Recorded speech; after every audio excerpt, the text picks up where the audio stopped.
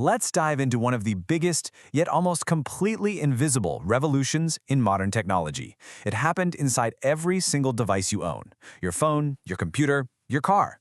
We're talking about the metal that holds it all together. Solder. Now, this isn't some hypothetical.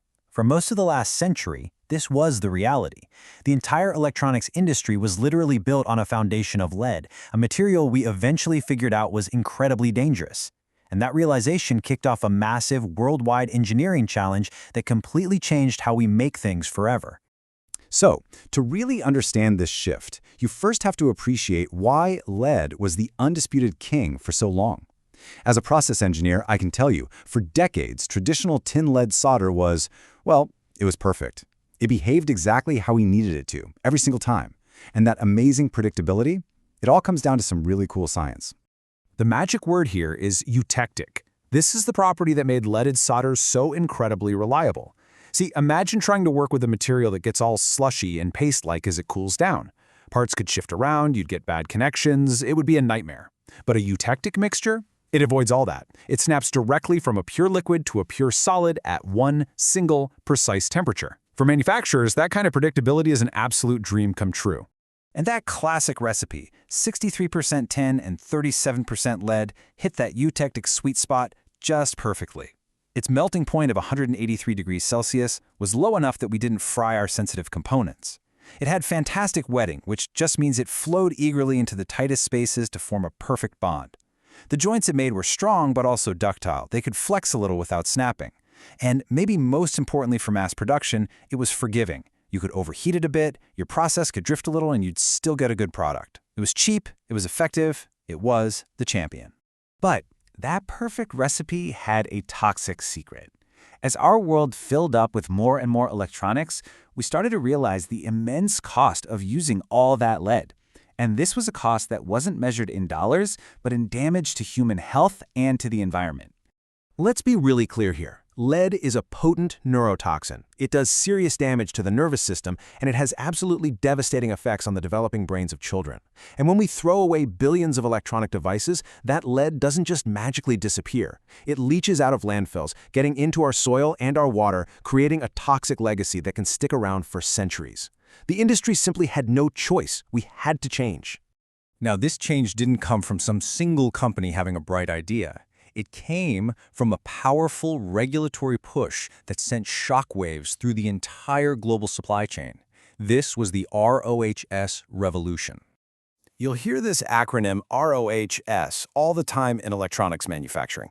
It started in the EU with a really straightforward goal: get the most hazardous stuff out of our gadgets. And what was target number one on that list? You guessed it, lead. The directive was simple. If you wanted to sell your products in Europe, you had to get the lead out, period. And the speed at which this happened was just unbelievable. The directive was published in 2003, and by 2006, it was the law. Now, in the context of a massive global industry, that is lightning fast. And because Europe is such a huge market, RoHS basically became a global standard almost overnight. All of a sudden, everyone, everywhere had to re-engineer their products, retool their factories, and retrain their entire workforce all at the same time. This created a monumental engineering problem. See, you can't just take the lead out of the recipe and expect everything to work the same. The new lead-free solders, mostly alloys of tin, silver, and copper, were a completely different animal with a whole new set of challenges to deal with. And this table right here, it just perfectly illustrates the headache. Just look at every single row. The melting point is higher, which means more heat stress on all the components. The wetting is worse, so it's sluggish and it's harder to get a good joint. The joints themselves, they look dull and grainy, which makes visual inspection, my job as a trainer, so much harder. It costs more, and the final joint is more brittle. I mean, on almost every single metric, it was a step backward from a pure processing point of view. And let's just focus on this one number for a second. An extra 34 degrees Celsius. That might not sound like a whole lot, but in the microscopic world of a circuit board, that's like a furnace. Plastic parts can warp, sensitive chips can get damaged, and the board itself can be seriously stressed. Our entire process had to be redesigned around this one simple fact. So, how in the world did we solve this? We couldn't change the physics of the material, so we had to change everything else.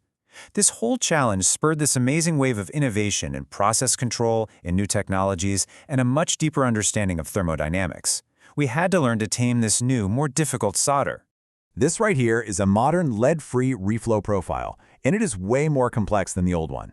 We can't just blast the board with heat anymore. We have to preheat it gently to avoid thermal shock. Then we let it soak to make sure every single component, big or small, is at a stable temperature.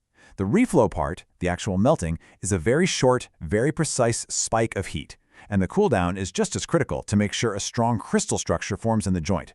It's really less like cooking and a whole lot more like surgery. And because the whole process is less forgiving, we started seeing a whole new catalog of defects. De-wetting is where solder actually pulls back from a surface it's supposed to cover. Tombstoning is when a tiny little component lifts up on one end, looking just like a tombstone. Voiding is where you get tiny gas bubbles trapped inside the joint, creating a weak spot. And pad cratering is when the thermal stress is so intense, it literally rips the copper pad right off the circuit board. Your job as a quality inspector suddenly got a lot harder. And then there's this really bizarre and dangerous phenomenon, tin whiskers. These are microscopic, electrically conductive hairs of tin that can just spontaneously grow from a surface over time. Now, if a whisker grows long enough to touch another conductor, you get a short circuit. And that can cause anything from a small glitch to a totally catastrophic failure. It's a huge concern in high-reliability stuff, like aerospace and medical devices. So, to guarantee quality, we needed way better tools. We couldn't just rely on the human eye anymore. We now use automated optical inspection, or AOI, which are machines with high-powered cameras that check every single joint. For defects like voids that are hidden inside the joint, we use X-ray machines to literally see inside the joint itself. We constantly monitor oven temperatures, and we use special coatings to reduce the risk of those tin whiskers. In the lead-free era, you don't just assume reliability. You have to meticulously engineer it and then verify it. The move to lead-free wasn't just about swapping one metal for another. It was a complete paradigm shift that forced the entire industry to get smarter, more precise, and way more technologically advanced. It just goes to show you that progress often means tackling harder problems for a greater good, which, leaves us with a final thought. We solved the lead problem, but as our devices keep shrinking and running hotter, what's the next material limit we're about to hit? And what brilliant engineering is going to get us through it?